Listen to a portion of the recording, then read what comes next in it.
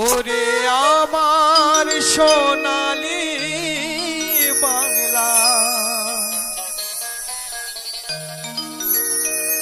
এই রূপসী বাংলা,